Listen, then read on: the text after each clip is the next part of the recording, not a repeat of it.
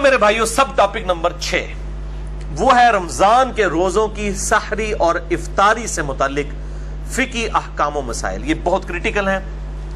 کل انشاءاللہ تعالی ہماری پہلی سحری بھی ہوگی انشاءاللہ تعالی یوم تکبیر کے دن 1998 میں 28 مئی 1998 کے دن پاکستان نے اٹامک بلاسٹ کیے تھے. یوم تکبیر ڈکلیئر ہوا تو کل یوم تکبیر والے دن 19 سال کے بعد یوم تکبیر والے دن ہمارا الحمدللہ 1438 ہجری کا رمضان مبارک کا پہلا روزہ پاکستان میں انشاءاللہ ہوگا.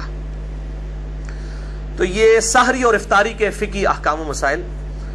یہ عموماً فقہ کا لفظ جب بولا جاتا ہے تو اس سے مراد کوئی فقہ الاحناف یا فقہ حنفی نہیں ہوتا، بلکہ یہ فقہ الاسلام ہے. فقہ عربی میں کہتے ہیں ٹرو انڈرسٹینڈنگ کو، سمجھ بوجھ کو، کسی بات کو صحیح طریقے سے اس کی تہ تک پہنچنے کو. اسی کانٹیکسٹ میں بخاری اور مسلم دونوں میں حدیث موجود ہے اور مشکات میں اس کا نمبر ہے 200. حضرت معاویہ ابن ابی سفیان رضی اللہ تعالیٰ عنہ روایت کرتے ہیں کہ آپ صلی اللہ علیہ وآلہ وسلم نے فرمایا، اللہ تعالیٰ جس کے ساتھ بھلائی کا ارادہ فرماتا ہے اسے دین کی فقہ عطا فرما دیتا ہے، دین کی سمجھ عطا فرما دیتا ہے. اور ساتھ ہی فرمایا وَإِنَّمَا أَنَا قَاسِمٌ وَاللَّهُ يُعْطِي، اور میں تو صرف تقسیم کرنے والا ہوں، عطا فرمانے والی ذات تو اللہ کی ہے. یعنی یہ علم دین ہے، سمجھ بوجھ اللہ تعالیٰ کی طرف سے ہے، اور میں جو لوگوں میں ڈسٹریبیوٹ کر رہا ہوں دین کا نالج تو اللہ کی عطا سے کر رہا ہوں. تو یہ اسی پر امام بخاری نے باب بھی باندھا ہے کہ اللہ تعالیٰ جس کے ساتھ بھلائی کا ارادہ فرماتا ہے اسے دین کی سمجھ عطا فرما دیتا ہے. اور یہی وہ آدھا ٹکڑا ہے جس کو بیان کرتے ہیں کہ آپ صلی اللہ علیہ وسلم رزق بھی تقسیم کر رہے ہیں، لوگوں کو اولاد بھی دے رہے ہیں، اور وہ کہتے ہیں دیکھیں جی یہ حدیث ہے کہ اللہ تعالیٰ دیتا ہے میں تقسیم کرنے والا ہوں. یہ دین کے کانٹیکسٹ میں بات ہو رہی ہے. اس حوالے سے میرا ایک پورا الگ سے ایک کلپ بھی چڑھا ہوا ہے بڑا ڈیٹیل، جسے شوق ہو تو وہ یوٹیوب پہ دیکھ سکتا ہے. سحری اور افطاری سے متعلق یہ جو فقہی احکام و مسائل ہیں ان کو ڈیڈکٹ کرنے کے لیے میں کل 17 صحیح الاسناد احادیث ڈسکس کروں گا. اور یہ میں نے 17 کا عدد لیا ہے کہ اہل سنت اور اہل تشیع کا اجماع ہے دن رات میں فرض نمازوں کی تعداد، جو رکعتوں کی تعداد ہے وہ 17 ہے. فجر کے 2 فرض، ظہر 4، عصر 4، مغرب 3 اور عشاء کے 4. یہ 17 حدیث کل 3 ٹاپکس کے اندر ڈسکس ہوں گی.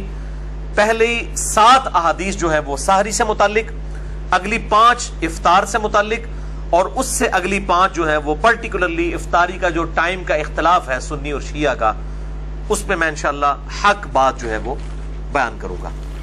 یہ 17 احادیث ایک انٹلیکچوئل ترتیب کے ساتھ میں نے جمع کی ہیں. ان تمام احادیث کے نمبرز انشاءاللہ میں پرائمری کتاب سے نہیں بلکہ سیکنڈری کتاب جو ہے مشکات المصابیح، جسے میں نے ڈکلیئر کیا ہے مشکات از دا انسائکلوپیڈیا آف حدیث، اہل سنت کی مین سٹریم کی کل کم از کم 13 کتابوں کے یہ نوٹس ہیں. بخاری، مسلم، جامع ترمذی، سنن ابی داؤد، نسائی، ابن ماجہ، الموطا امام مالک، مسند احمد اور المستدرک للحاکم، سنن الکبریٰ البیہقی، اور باقی کتابوں میں سے یہ نوٹس ہیں 6294 احادیث، 6294 احادیث. 3 PDF ہماری ویب سائٹ اہل سنت پاک.com پر شیخ زبیر لیزئی رحمہ اللہ تعالیٰ کی تحقیق اور تحکیم کے ساتھ اور تخریج کے ساتھ موجود ہیں. جسے شوق ہو تو وہ ڈاؤن لوڈ کرے. اس میں اس کے نمبرز کے تحت فٹ نوٹ پہ آپ کو پرائمری کتابوں کے نمبر بھی اور ان پہ حکم لگے ہوئے بھی انشاءاللہ تعالی مل جائیں گے.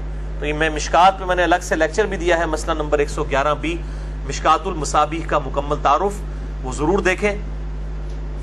پہلی حدیث بخاری اور مسلم دونوں میں موجود ہے، مشکات میں 1982. آپ صلی اللہ علیہ وآلہ وسلم نے فرمایا سحری کھایا کرو، سحری کے کھانے میں برکت ہے. یعنی سحری کو ترغیب دلائی گئی ہے کہ اس کو کھانا ہے. یہ اکثر لوگ 8 پیرا روزہ رکھ لیتے ہیں بغیر سحری کو اور بڑا فخریہ بتاتے ہیں، جبکہ یہ فخریہ چیز نہیں ہے، تو چھپانی چاہیے. سحری کھا کر روزہ رکھنا یہ برکت کا باعث ہے، اور آپ صلی اللہ علیہ وآلہ وسلم نے اس کی ترغیب دلائی ہے. اسی کانٹیکسٹ میں دوسری حدیث ہے صحیح مسلم کی مشکات میں 1983. آپ صلی اللہ علیہ وآلہ وسلم نے فرمایا ہمارے اور اہل کتاب کے روزوں میں فرق ہی سحری کھانے کا فرق ہے. یعنی یہود و نصارہ کی مخالفت کرنی ہے، وہ بغیر سحری کے روزہ رکھتے ہیں، تم سحری کھایا کرو. وہ رات کو ہی مطلب کھا پی لیتے ہیں, صبح کے وقت نہیں اٹھتے, اور پھر اگلے دن اس طرح روزہ رکھتے ہیں ابھی بھی. اور جو مسلمان ہیں ان کے لیے سنت یہ ہے کہ وہ سحری کا اہتمام کریں گے, کیونکہ اہل کتاب کے روزوں میں اور ہمارے روزوں میں سحری کھانے کا فرق ہے. تو جان بوجھ کر سحری نہیں چھوڑنی چاہیے. اگر مجبوراً چھوٹ گئی اور کوئی شخص یہ سمجھتا ہے کہ میں بغیر سحری کے 8 پیرا روزہ رکھ سکتا ہوں تو وہ رکھ لے, لیکن اگر اس کو بعد میں احساس ہوتا ہے کہ میں روزہ نہیں نبھا سک رہا تو روزہ توڑ دے, اس پہ کوئی گناہ نہیں ہے, کفارہ نہیں ہے, ایک روزے کی قضا کر لے گا. اگر کسی کی سحری رہ گئی ہے اور اسے یہ یقین ہے کہ میں روزہ نہیں رکھ سکتا, روزہ نہ رکھے, اس دن چھوڑ دے. اب اللہ تعالیٰ کی طرف سے کیٹاسٹرافک کنڈیشن آئی ہے, وہ ایک روزے کی بعد میں قضا دے دے. اور اگر رکھ بھی لیا ہے اور بعد میں احساس ہوا کہ نہیں نبھے گا تو روزہ توڑ سکتا ہے, اس میں گناہ بھی کوئی نہیں ہے, کفارہ بھی کوئی نہیں, ایک روزہ قضا کر لے گا. اور اس پہ ایک ایکسیپشن ہے, آپ صلی اللہ علیہ وآلہ وسلم کے حوالے سے بخاری اور مسلم میں حدیث موجود ہے, اور مشکات میں اس کا نمبر ہے 1986, کہ آپ صلی اللہ علیہ وسلم وصال کے روزے رکھا کرتے تھے, بغیر افطار کیے اگلے دن کا روزہ اور پھر اگلے دن کا روزہ, اس طریقے سے مسلسل کئی دن کے روزے رکھتے تھے. بعض اصحاب نے آپ کی سنت کی پیروی میں روزہ رکھا تو ظاہر ہے وہ پھر مسجد میں بے ہوش ہونا شروع ہو گئے, تو آپ صلی اللہ علیہ وآلہ وسلم نے ان کو ڈانٹا اور آپ نے فرمایا ایکم مثلی, تم میں سے میری مثل کوئی کون ہو سکتا ہے, میں رات کے وقت میرا رب مجھے کھلا بھی دیتا ہے پلا بھی دیتا ہے. تو آپ صلی اللہ علیہ وسلم کی خصوصیت ہے کہ آپ مسلسل افطار کیے بغیر روزے رکھ لیا کرتے تھے. یہ آپ صلی اللہ علیہ وآلہ وسلم کی خصوصیت ہے, امت میں کسی کو اجازت نہیں. ان کو کہتے ہیں وصال کے روزے, وصل کہتے ہیں نا ملنے کو, یعنی روزے ملاتے جائیں, یہ آپ صلی اللہ علیہ وآلہ وسلم کی خصوصیت ہے. تو آپ نے فرمایا ایکم مثلی, تم میں سے کون میری مثل ہو سکتا ہے. کسی صحابی نے نہیں کہا کہ قل انما انا بشر مثلکم, اے نبی تم فرما دو کہ میں انسان ہونے میں تمہاری طرح ہوں. صحابہ کو یہ بات پتا تھی کہ یہ مثل کے اعتبار سے ایز اے اسپیشیز بات نہیں ہو رہی, بلکہ آپ کے مرتبے کی بات ہو رہی ہے, اور آپ کا مثل واقعی کوئی نہیں ہو سکتا. تو یہ دو ایکسٹریم ہیں, ایک طرف اہل حدیث علماء ہیں بعض, وہ ہر بات کے اوپر جو ہے وہ قل انما انا بشر مثلکم کے تحت کوئی ایکسٹریم رزلٹ نکالتے ہیں, دوسری طرف جو ہے وہ بریلوی ہیں, اور وہ مطلب اس آیت کو پڑھنے کو آپ صلی اللہ علیہ وآلہ وسلم کی توہین سمجھتے ہیں. دونوں ایکسٹریم کے اوپر ہیں. درمیان کا راستہ یہ ہے کہ آپ صلی اللہ علیہ وآلہ وسلم کے مرتبے میں کوئی مثل میں نہیں ہے, لیکن جو سپیشیز ہے آپ انسان ہیں, انسان ہونے کے اعتبار سے آپ صلی اللہ علیہ وآلہ وسلم کی مثل باقی انسان ہے, لیکن مرتبے کی بات نہیں ہے. مرتبے میں تو انسانیت کو ناز ہے آپ صلی اللہ علیہ وآلہ وسلم کی مبارک ذات پہ. تیسری حدیث سنن ابی داؤد میں ہے, مشکات میں 1998, آپ صلی اللہ علیہ وآلہ وسلم نے فرمایا مؤمن کی بہترین سحری کھجور کھانا ہے. یہ کھجور صرف افطاری کے لیے نہیں ہے, سحری کے لیے بھی ہے سنت, اور بلکہ اس کے اندر بڑی طاقت ہے. ایک کھجور کے اندر آپ سمجھ لیں تقریباً 2 روٹیوں کے برابر کیلوریز موجود ہوتی ہیں طاقت کے اعتبار سے. تو سحری کے وقت کھجور کھا لی جائے طاقت کے لیے بڑی اچھی چیز ہے. اور دوسرا اگر دہی کا استعمال کیا جائے تو پھر دن کے وقت پیاس کے معاملے میں اللہ تعالیٰ کی طرف سے عافیت رہتی ہے. یہ فزیکل فینومینا آف نیچر ہے, جو لوگ دہی کا اہتمام کرتے ہیں سحری کے اندر, پھر دن کے وقت پیاس کے معاملے میں ان کے لیے آسانی ہو جاتی ہے. چوتھی حدیث سنن نسائی میں ہے موقوفاً سیدہ حفصہ رضی اللہ تعالی عنہا سے, یعنی ان کا قول ہے, مشکات میں 1987 حدیث کے فٹ نوٹ کے اوپر شیخ زبیر لیزئی صاحب نے اس کی تحکیم کی ہوئی ہے کہ سیدہ حفصہ کہتی ہیں جو شخص طلوع فجر سے پہلے روزے کی نیت نہ کر سکے یا نیت نہ کرے تو اس کا کوئی روزہ نہیں ہے. یہ رمضان کے روزے کی بات ہے. اگر فجر کا وقت شروع ہونے سے پہلے یعنی ختم سحری سے پہلے اس نے روزے کی نیت کی, یعنی رات کو ڈاواں ڈول تھا, شاید سفر پہ جانا تھا یا کوئی اور عذر تھا, اب وہ رات کو اس کو کلیئر نہیں تھا میں روزہ رکھوں گا یا نہیں رکھوں گا, تو اب اسے فجر کا وقت شروع ہونے سے پہلے نیت کرنی ہوگی. ویسے تو ہم رات کو جو سوتے ہیں وہ ہماری نیت ہوتی ہے, وہ یہ نہیں ہے کہ کوئی آپ نے کوئی زبان سے نیت کرنی ہوتی ہے, دل کے ارادے کا نام ہے. نیت کے بغیر تو کوئی کام بھی نہیں ہوگا. بخاری اور مسلم کی متفق علیہ حدیث ہے, بخاری کی پہلی حدیث یہی ہے اور مشکات کی بھی پہلی حدیث یہی ہے, انما الاعمال بالنیات, اعمال کا دار و مدار نیتوں پر ہے. لیکن نیت زبان سے نہیں کرنی ہوتی. جب ہم وضو کرنے لگتے ہیں تو کیا زبان سے نیت کرتا ہوں, نیت کرتا ہوں اس وضو کی خاص واسطے نماز عشاء کے, نہیں, دل کا ارادے کا نام ہوتا ہے. تو نیت دل کے ارادے کا نام ہے. اور یہ جو دعا جو ہے وہ نیت کی مشہور ہے, یہ بالکل جعلی جھوٹی فیبریکیٹڈ ہے. وَبِصَوْمِ غَدٍ نَوَيْتُ مِنْ شَهْرِ رمضان, میں رمضان کے کل کے روزے کی نیت کرتا ہوں. کل کا روزہ کیا, وہ روزہ تو آج کا ہوتا ہے, کیونکہ رمضان کے اندر تو مغرب کے بعد سے ہی جو ہے وہ دن شروع ہو جاتا ہے. ابھی دیکھیں آج شعبان کی 30ویں تھی لیکن ہم نے قیام اللیل کیا ہے کیونکہ رات رمضان کی مغرب کے بعد شروع ہو چکی ہے. کل انشاءاللہ تعالی پہلا روزہ ہے. تو وہ بالکل جعلی دعا ہے, بالکل ثابت نہیں, کسی ضعیف روایت میں موجود نہیں ہے. تو یہ فرض روزے کی نیت رات کو ہونا وہ ڈیفالٹ میں ہوتی ہے, یہ ضروری ہے. ہاں اس شخص کے لیے جو اب ڈاواں ڈول ہے میں کل سفر پہ جاؤں گا یا نہیں جاؤں گا, پھر اس کو فجر سے پہلے ذہن میں نیت کو حاضر کرنا ہوگا. البتہ نفلی روزے کی نیت کا کوئی نہیں ہے مسئلہ. نفلی روزے کی نیت آپ ظہر سے پہلے بھی, زوال آفتاب سے پہلے بھی کر سکتے ہیں.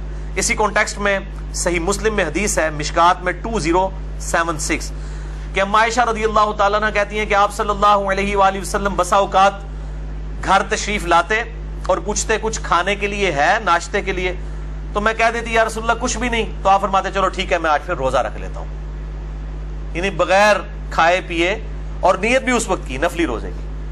اور سیدہ عائشہ کہتی ہیں آپ روزہ رکھ لیتے اور بسا اوقات کسی کی طرف سے کوئی گفٹ آ جاتا ناشتے کے طور پر, تو آپ صلی اللہ علیہ وسلم اسی وقت اپنا روزہ افطار بھی کر لیتے کہ چلو ناشتہ آ گیا تو روزہ توڑ بھی دیتے, اور پھر نفلی روزہ ظاہر توڑ دیں گے, اس کی نہ کوئی قضا ہے نہ کوئی کفارہ ہے. یہ حنفیوں کا بالکل باطل موقف ہے. جو عبادت خود نفلی ہے اس کا قضا اور کفارہ کیسے ہو سکتا ہے؟ واجب تو ہے نہیں ہے. تو نفلی روزہ کو جان بوجھ کے بھی توڑ دے, نہ قضا ہے نہ کفارہ ہے نہ کوئی گناہ کا کام ہے.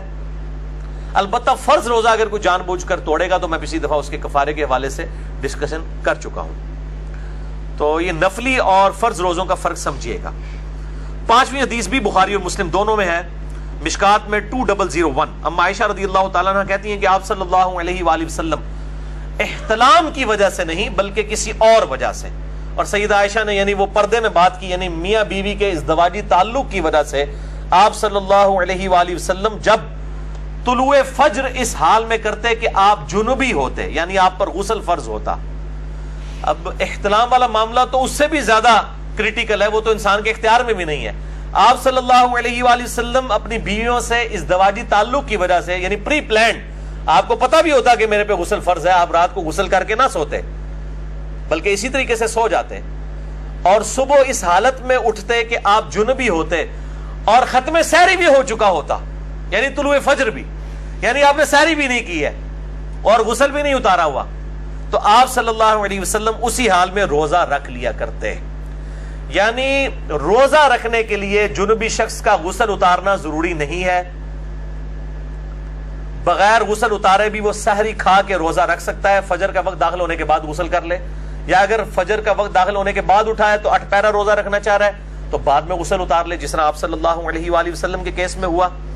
اور یہ بڑی ڈیٹیل حدیث بخاری اور مسلم میں ہے کہ حضرت ابو ہریرہ یہ فتویٰ دیا کرتے تھے کہ جس پہ غسل فرض ہو جب تک غسل نہیں اتارے گا وہ شخص روزہ نہیں رکھ سکتا. تو اس کے جواب میں اما عائشہ نے جب یہ حدیث سنائی تو سیدنا ابو ہریرہ نے اپنے فتوے سے رجوع کیا. اب حضرت ابو ہریرہ رضی اللہ تعالیٰ عنہ آپ صلی اللہ علیہ وآلہ وسلم کی وفات کے 30 سال تک بعد میں بھی یہ غلط فتویٰ دیا کرتے تھے, اور جب سیدہ عائشہ سے ان کو یہ بات پتہ چلی تو انہوں نے رجوع کیا. تو اگر امام ابو ہریرہ سے کوئی حدیث چھپی رہ سکتی ہے جو سب سے بڑے محدث ہیں, تو امام حنیفہ سے بھی کوئی حدیث چھپی رہ سکتی ہے. کہتے نہیں امام حنیفہ کو کیوں غلطی لگ گئی؟ بھائی حضرت ابو ہریرہ جو سب سے زیادہ حدیثیں روایت کرنے والے ہیں ان تک حدیث نہیں پہنچی. وہ یہ فتویٰ دیتے تھے کہ جس پہ غسل فرض ہو وہ بغیر غسل اتارے روزہ نہیں رکھ سکتا, تو اور کسی کو غلطی کیا نہیں لگ سکتی؟ بڑے سے بڑے شخص کو بھی غلطی لگ سکتی ہے. اور امام مالک کا جو قول ہے کہ آپ صلی اللہ علیہ وآلہ وسلم کی قبر مبارک کی طرف اشارہ کر کے کہتے تھے کہ اس صاحب قبر کے علاوہ کوئی روئے عرض پہ ایسا شخص نہیں ہے کہ جس کی ہر بات مقبول ہو, سوائے ان کی ہر بات مقبول ہے, کوئی مردود نہیں. اور پھر فرمایا کرتے ہیں ان کے علاوہ کوئی ایسا شخص نہیں ہے کہ جس کے ساتھ اختلاف نہ کیا جا سکے, ہر شخص سے اختلاف ہو سکتا ہے سوائے آپ صلی اللہ علیہ وآلہ وسلم کے. 6ٹھی حدیث بھی بخاری اور مسلم دونوں میں ہے, مشکات میں 680. سیدنا بلال رضی اللہ تعالیٰ عنہ طلوع فجر سے پہلے اذان دیا کرتے تھے رات کے وقت میں. تو آپ صلی اللہ علیہ وآلہ وسلم نے اپنے اصحاب سے فرمایا کہ بلال طلوع فجر یعنی جو ختم سحری ہے اس سے پہلے اذان دیتا ہے. بلال کی اذان تمہیں کھانے پینے سے نہ روکے, یعنی وہ لوگوں کو اٹھانے کے لیے اذان دیا کرتے تھے. عرب میں اب بھی ہوتی ہے یہاں پر بھی اہل حدیث حضرات دیتے ہیں اذان، یعنی صبح کاذب کے وقت میں، صبح صادق سے پہلے اذان دیا کرتے تھے.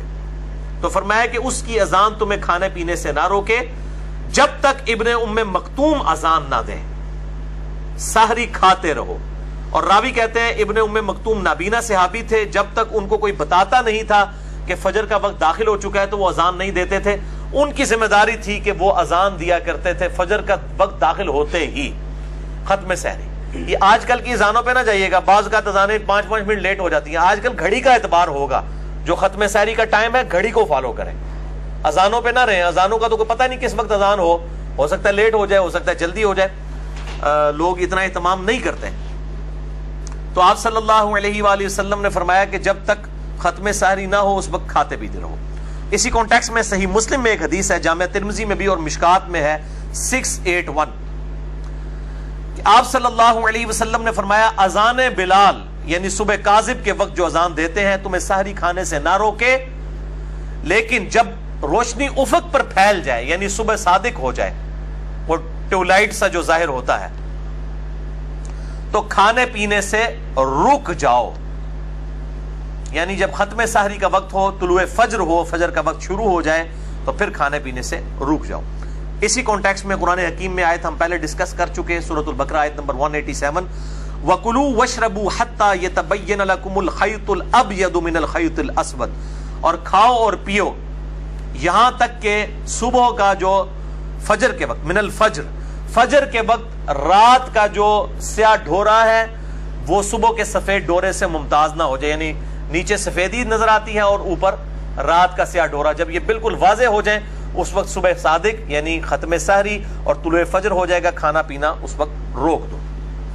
7ویں حدیث سنن ابی داؤد میں ہے، مشکات میں 1988، آپ صلی اللہ علیہ وآلہ وسلم نے فرمایا، یہ بہت کریٹیکل حدیث ہے، اس سے بڑے لوگوں نے غلط رزلٹ نکالے ہیں. آپ صلی اللہ علیہ وآلہ وسلم نے فرمایا جب تم میں سے کوئی اذان فجر سنے اور کھانے پینے کا برتن اس کے ہاتھ میں ہو تو وہ اپنی ضرورت پوری کر کے اس کو نیچے رکھے.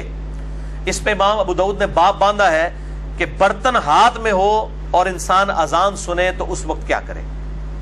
یعنی اگر کھا پی رہا تھا اور اسی دوران اذان شروع ہوئی، اس اذان سے مراد ہے کہ ختم سحری ہو گئی، تو پھر وہ جو ہاتھ میں کھانا موجود ہے سامنے برتن میں اور پانی، اس سے فوراً سحری اپنی مکمل کر لے. لیکن یہ اس صورت میں ہے کہ وہ آلریڈی سحری کر رہا تھا.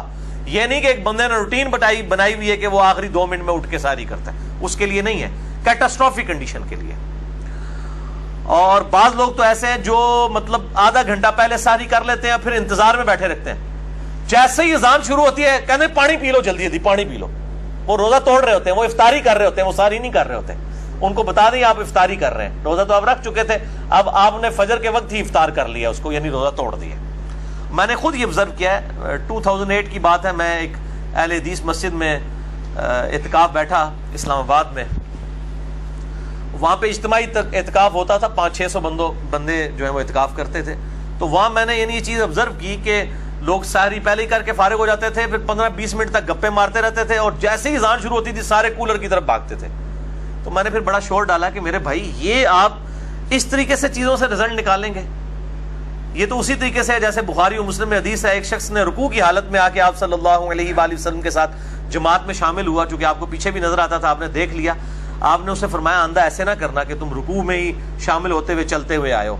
تو اب آپ صلی اللہ علیہ وآلہ وسلم ایک چیز سے منع فرما دے اور ایک بندہ اس کی روٹین بنا لے اور پھر کہ جی رکوع میں رکعت مل جاتی ہے، اتنا غلط رزلٹ نکال لے. یہ بالکل اسی طریقے سے غلط رزلٹ نکالا ہوا ہے. یہ تو ہے اگر کوئی کھا پی رہا تھا اس دوران اذان شروع ہو گئی تو اب اس کو اجازت ہے کہ وہ اس کو کنٹینیو کرے. اور اس میں سحری اور افطاری کے لیے صرف ٹائم اور گھڑی کا اعتبار کیا جائے. گھڑی سٹینڈرڈ ٹائم ہونی چاہیے، اس کو فالو کریں. اور عموماً مؤذن حضرات جو ہے وہ ان چیزوں کا اہتمام نہیں کرتے. اور آج کل تو ہمارے پاس مسلم پرو جو ہے وہ اینڈرائڈ ایپ موجود ہے، اور اس طریقے سے سلاٹ ٹائم کے نام کا سافٹ ویئر اور چیزیں موجود ہیں، اس سے ٹائم جو ہے اس کو دے کے سٹینڈرڈ ٹائم کو فالو کریں.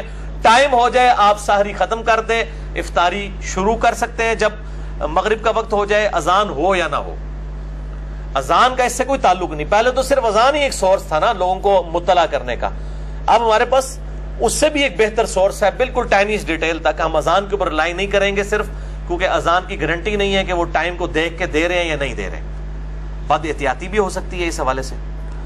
تو ایک ایکسٹریم پہ تو یہ لوگ ہیں جو یہ کھانے پینے والا معاملہ جو ہے وہ موقوف کر کے پھر اذان کے وقت پانی پی رہے ہوتے ہیں, اور دوسری ایکسٹریم پہ وہ لوگ ہیں جو اس فیسلٹی کو چھیننا چاہتے ہیں, خصوصاً ہمارے حنفی بھائی. وہ کہتے ہیں نہیں جی جناب, جب ٹائم ختم سحری ہو گیا, چاہے ہاتھ میں بھی برتن تھا, ادھر ہی نوالا آپ چھوڑ دیں گے, آپ اس کو مکمل نہیں کر سکتے. تو وہ بھی دوسری ایکسٹریم کے اوپر ہے, اور وہ کہتے ہیں یہ کیسے ہو سکتا ہے کہ اب ٹائم ہی ختم ہو گیا تو اب وہ کھانا پینا اب بھی جاری رکھا جائے. تو یہ میرے بھائیوں ٹرانزیشن پیریڈ ہے, یعنی انتقالی وقفہ ہے. یہ نہیں ہوتا کہ وہ آج جس طرح کل انشاءاللہ اللہ تعالی 3:20 کے اوپر اسلام آباد میں ختم سحری ہے, یہاں پہ 3:17 بنے گی, تو ایگزیکٹ 3:17 جب جیلم میں ہوئے ہیں تو ایگزیکٹ اس وقت کوئی ایسا بم پھٹا ہے اور جناب طلوع فجر ہو گئی ہے. وہ آہستہ آہستہ جو ہے وہ صبح کاذب جو ہے صبح صادق میں داخل ہونا شروع ہوتی ہے, یعنی ایک ٹرانزیشن پیریڈ ہوتا ہے. اور اگر وہ ایک دم بھی داخل ہو رہی ہے تب بھی کوئی ایشو نہیں ہے. اس کے سپورٹ میں ایک حدیث ہے جو بخاری اور مسلم دونوں میں موجود ہے, مشکات میں 601 ہے, کہ آپ صلی اللہ علیہ وآلہ وسلم نے فرمایا جس نے سورج نکلنے سے پہلے فجر کی ایک رکعت پا لی اس نے فجر کی نماز پا لی, اور جس نے غروب آفتاب سے پہلے عصر کی ایک رکعت پا لی اس نے عصر کی نماز پا لی. یعنی اگر کوئی لیٹ ہو گیا تھا مجبوری کی وجہ سے, اور غروب آفتاب جس طرح کل اسلام آباد میں 7:10 پہ ہے, یہاں پہ 7:07 پہ, تو کوئی شخص 7:06 کے اوپر عصر کی نماز شروع کرتا ہے مجبوراً لیٹ ہونے کی وجہ سے, اور ایک رکعت اس نے غروب آفتاب کے وقت سے پہلے پا لی, اور باقی 3 رکعتیں اس کی مغرب کے وقت میں بھی ہوئیں تو اس کی نماز ہو جائے گی. اسی طریقے سے فجر والا معاملہ بھی ہے. اب حنفی عصر والا مانتے ہیں, فجر والا نہیں مانتے. افتؤمنون ببعض الکتاب وتکفرون ببعض. حالانکہ ایک ہی حدیث میں ذکر ہے کہ جس نے طلوع فجر سے پہلے, طلوع آفتاب سے پہلے فجر کی ایک رکعت پا لی اس نے فجر کی نماز پا لی, اور جس نے غروب آفتاب سے پہلے عصر کی ایک رکعت پا لی اس نے عصر کی نماز پا لی. یہ دونوں ایک ہی حدیث میں موجود ہیں. وہ کہتے ہیں نہیں فجر کی نہیں ہوتی, عصر کی ہو جاتی ہے, اور آگے پھر لاجکس دیتے ہیں جی عصر کا وقت چونکہ مغرب میں داخل ہو رہا ہوتا ہے تو مغرب خود نماز کا وقت ہے, اور دوسری طرف جو ہے وہ فجر کا وقت زوال کے وقت میں داخل ہو رہا ہوتا ہے مکروہ وقت میں, اس لیے وہاں پہ نہیں ہے. یہ جو لاجکس نکالتے ہیں نا ان کے لیے پھکی میرے پاس ہی ہے. ان سے یہ پوچھیں کہ پیشاب جو ہے یہ زیادہ ناپاک قطرہ ہے یا منی زیادہ ناپاک ہے, تو یہ کہیں گے جی پیشاب, کیونکہ منی تو انبیاء کی پیدائش کا سبب بھی ہے, تو پیشاب تو زیادہ نجس ہے. لیکن پیشاب کے نکلنے سے غسل فرض نہیں ہوتا اور منی کے نکلنے سے غسل فرض ہو جاتا ہے. اب ان کی ڈاکٹرائن مان لی جائے تو پیشاب کے بعد بھی غسل فرض ہونا چاہیے, کیونکہ انٹینسٹی زیادہ ہے نا پیشاب کی پلید ہونے کی. یہ میں نے پکی اینٹی وائنم الزامی جواب دیا ہے. جو یہ کہتے ہیں کہ نہیں جی عصر کی نماز ہو جاتی ہے, فجر کی اگر کسی نے ایک رکعت پا لی اور اس کے بعد سورج نکلنا شروع ہوا تو وہ اس کی نماز نہیں ہوگی, دوبارہ ہی پڑھنی پڑے گی, تو یہ بالکل غلط ہے. اس حدیث کے تحت میرا اجتہاد اور قیاس ہے اس حدیث کو جو ابو داؤد کو سپورٹیو ہے مشکات میں 1988, کہ اگر کسی کے ہاتھ میں برتن ہے اور اس دوران اذان شروع ہوئی ہے تو وہ کھانا پینا وہ فوراً اپنا مکمل کر لے. یہ نہیں ہے کہ 20 منٹ اذانیں ہو رہی ہے تو وہ اٹھے ہی اذانوں کے وقت. آج کل اذانیں بھی بڑی لمبیاں ہوندیاں نے, وہ کہتے ہیں آخری اذان تک کھاندے رہو. آخری اذان نہیں پائی جی, ایک اذان جیڑی اس ٹائم دے وچ ہوئی ہے, ایگزیکٹ اس وقت جو سٹینڈرڈ ٹائم کے مطابق, اس اذان کے اندر اندر آپ نے کھانا پینا مکمل کرنا, یعنی 1.5 منٹ کے اندر اندر اپنا آپ کو مکمل کریں. بالا ہم تو اس طرح کی کوئی حرکت نہیں کرتے, نہ رسک لیتے ہیں, ہم تو 10 منٹ پہلے ہی روزہ بند کر دیتے ہیں. اتنا رسک لینے کی کیا ضرورت ہے کہ بالکل آپ ایج کے اوپر جا کے سحری والا معاملہ کرنا شروع کر دیں. اب میرے بھائیوں اگلی 5 احادیث افطار سے متعلق ہیں. پہلی حدیث جامعہ ترمذی, سنن ابی داؤد, سنن ابن ماجہ, مسند احمد میں ہے, مشکات میں 1990. آپ صلی اللہ علیہ وسلم نے فرمایا جب تم میں سے کوئی افطار کرے تو کھجور سے کرے کہ وہ باعث برکت ہے, یعنی فوراً طاقت آ جاتی, کیلوریز. اگر کھجور میسر نہ آئے تو پانی سے افطار کر لے, وہ باعث طہارت ہے, یعنی کھجور یا پانی. یہ بعض لوگوں نے کہا جی نمک نال بھی کر لے, اے بھی نہ ہوئے, کولوں لا لیندے نے چیزاں. بھائی نمک دا کدھر ذکر نہیں ہے, کھجور اور پانی کا ذکر ہے. دوسری حدیث جامعہ ترمذی اور سنن ابی داؤد میں ہے, مشکات میں 1991. آپ صلی اللہ علیہ وآلہ وسلم نماز مغرب سے پہلے چند تازہ کھجوروں کے ساتھ افطار کیا کرتے تھے, اگر کھجور نہ ہوتی تو آپ صلی اللہ علیہ وآلہ وسلم چند چھہارے کھا لیا کرتے. یہ چھہارے کھانا بھی سنت ہے. اور یہ جو بد دی جاتی ہے نکاح کے موقع پر یہ میٹھا تقسیم کرنا یہ بھی سنت ہے. اگر چھہارے بھی نہ پاتے تو پانی کے چند گھونٹ پی کر آپ صلی اللہ علیہ وآلہ وسلم افطار فرما لیا کرتے. تو پانی سے بھی افطاری ہو جائے گی. یہ کوئی گناہ کا کام نہیں ہے. اکثر لوگ ضروری کھجور ہی تلاش کر رہے ہوتے ہیں. اگر کھجور نہیں ہے تو پانی کے ساتھ بھی روزہ افطار کرنا سنت ہے. یہ کوئی عیب والا معاملہ نہیں ہے. تیسری حدیث سنن ابی داؤد میں ہے, بڑی کریٹیکل ہے, میں اس کا نمبر بھی بتا دوں, 2357 اور مشکات میں 1993 کہ آپ صلی اللہ علیہ وآلہ وسلم جب روزہ افطار کرتے تو آپ صلی اللہ علیہ وآلہ وسلم یہ دعا پڑھا کرتے, ذهب الظمأ وابتلت العروق وثبت الاجر انشاءاللہ. پیاس چلی گئی, رگیں تر ہو گئیں. یہ افطار کے بعد پڑھنا ہے جب رگ واقعی تر ہو جائے, پہلے نہیں. اور اللہ کے حضور انشاءاللہ ہمارا اجر پکا ہو گیا. تو یہ آپ صلی اللہ علیہ وآلہ وسلم دعا پڑھا کرتے تھے. مشکات میں اتنے الفاظ ہیں, ابو داؤد میں پوری حدیث ہے, سنن ابی داؤد 2357. وہ تابعی کہتے ہیں کہ عبداللہ بن عمر کو میں نے دو کام کرتے ہوئے دیکھا ہے. ایک تو وہ مطلقاً مٹھی کے بعد داڑھی کاٹا کرتے تھے, مطلقاً, کوئی حج عمرے کا ذکر نہیں. اور دوسرا افطار کے وقت یہ دعا پڑھا کرتے تھے اور کہتے تھے کہ نبی صلی اللہ علیہ وآلہ وسلم بھی افطار کے وقت یہ دعا پڑھتے تھے. داڑھی پہ میرا مسئلہ نمبر 33 ڈیٹیل کے ساتھ آپ دیکھ سکتے ہیں, اس حدیث کو میں نے بیان کیا وہاں پر بھی. ایک اور مشہور حدیث ہے لیکن پکی ضعیف ہے, مرسل روایت ہے, تابعی نے صحابی سے نہیں ڈائریکٹ نبی صلی اللہ علیہ وآلہ وسلم سے روایت بیان کی ہے. اس کو ہم کہتے ہیں مرسل, چھوٹا ہوا واسطہ, منقطع ہے. معاذ بن زہرہ تابعی سے کہ نبی صلی اللہ علیہ وآلہ وسلم دعا پڑھتے تھے اللہم لک صمت وعلی رزقک افطرت. لیکن یہ روایت مرسل ہے, چھوٹا ہوا واسطہ ہے, ضعیف روایت ہے, اور اس کو بھی خالص نہیں رہنے دیا ہے. پہلے روایتی جعلی تھی, اس میں بھی لوگوں نے اللہم انی لک صمت وبک آمنت وعلیک توکلت وعلی رزقک افطرت, اور ملاوٹ ہوئی, شاید بھی ملاوٹ پائی ہوئی ہے.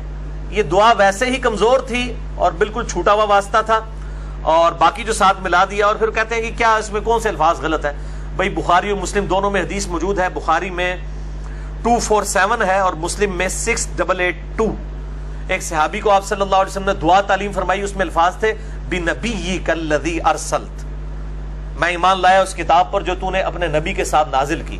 اس صحابی نے دعا میں پڑھ دیا برسولی کا, میں اس کتاب پر ایمان لایا جو تیرے رسول کے ساتھ نازل ہوئی. رسول سپرلیٹو ڈگری ہے, نبی تو چھوٹی ڈگری ہے. اس نے نبی کے الفاظ کو رسول کر دیا, اعلیٰ کام کیا, نیکی کا کام. لیکن آپ صلی اللہ علیہ وآلہ وسلم نے فرمایا بنبی کا کہو, وہی کہو جو میں نے تعلیم فرمایا. یعنی بنبی کا کو بی رسولی کا بھی نہیں پڑھ سکتے. یہ جائے کہ بندہ خود سے جی وہ واقعنا عذاب القبری, واقعنا عذاب الحشری, پتہ نہیں کیا کچھ داخل کیا ہوا ہے. قرآن میں دعا آئی ہوئی ہے میرے بھائیوں, سورۃ البقرہ میں, بخاری اور مسلم میں موجود ہے, ربنا آتنا فی الدنیا حسنۃ وفی الآخرۃ حسنۃ وقنا عذاب النار. یا بخاری اور مسلم میں ہے اللہم ربنا آتنا فی الدنیا حسنہ وفی الآخرۃ حسنۃ وقنا عذاب النار. دنیا میں سب کچھ دنیا آ گیا, آخرت میں قبر آخرت کی منزلوں میں سے پہلی منزل ہے. بخاری اور مسلم میں حدیث ہے وقنا عذاب النار, وقنا عذاب النار, ربنا آتنا فی الدنیا حسنہ وفی الآخرۃ حسنہ. آخرت کی حسنہ ہونے میں عذاب قبر سے بھی, عذاب محشر سے بھی, اور اسی طریقے سے پولیس رات, یہ ساری چیزیں وفی الآخرۃ حسنہ میں آتی ہیں. اور واقعنا عذاب النار میں تو الٹیمیٹ کامیابی آ گئی الحمدللہ. چوتھی حدیث شعب الایمان امام بیہقی کی کتاب میں ہے اور شرح السنہ امام بغوی کی کتاب میں اور مشکات میں 1992 ہے. آپ صلی اللہ علیہ وآلہ وسلم نے فرمایا جو شخص کسی روزہ دار کا روزہ افطار کرائے یا کسی مجاہد کی تیاری کروائے تو اسے بھی اس روزہ دار اور مجاہد کے مثل ثواب دیا جائے گا الحمدللہ. اب یہ مجاہد کو مسلمانوں کا گلا نہ کاٹنے گیا ہو جو واقعی جہاد ہو, یہ اس کانٹیکسٹ میں ہے.